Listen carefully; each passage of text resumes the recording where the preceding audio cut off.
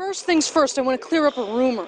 Scooney says that Team X is the direct result of you having tried unsuccessfully to join his team. I'm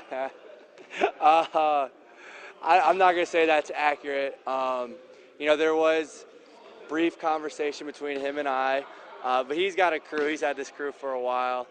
I don't think I'd fit the mold of this team, so I don't know if there's a direct correlation between that, but that's funny that he said that, I guess. Yeah, well, I could tell you some of the other things he said, but I'm sure he said he was smack talking the whole time for sure.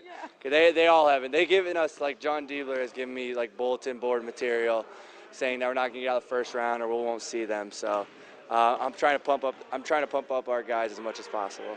you know what? In an interesting way, I actually do think your team is underrated quite a bit. Thank you. Yeah, I do too. I mean, I wouldn't play in this if I don't think we have a chance to win. But no, it's all in good fun. Obviously, they're a really good team. They went to the Final Four last year, and I mean they got studs coming back. So I hope to see them. If we do, it'll be a great matchup. What do you like about your squad? I just like everyone kind of had a role in their teams in Big Ten, and we all kind of know each other. So nobody really stands out, but they all kind of fit a mold that we're looking for, and I'm just looking forward to competing with these guys next week. How cool is it to be able to do this in Columbus this year? Yeah. And not only against Scarlet and Gray, but Jimmy Fredette's got a team, Right. UC's bringing a bunch of their alumni, and to be able to play it in your backyard has to be really cool. Oh, it's amazing. Yeah, exactly. It's right down the street. And it's great for us because, most of our guys are from Ohio, Michigan, and Indiana. So. Just for our radio listeners, John Diebler just smacked, not smack talk, a literal smack of Mr. Dale. Yeah, literally and figuratively. He's been doing that all the week. So it's all in good fun. They're a blast to be around. So, I'm looking forward to, obviously, in Columbus, where, we have Cam Williams who played, and JT's unfortunately injured, but he'll probably be there for us support. So. And let me ask you about your role with Ohio State now. Yeah.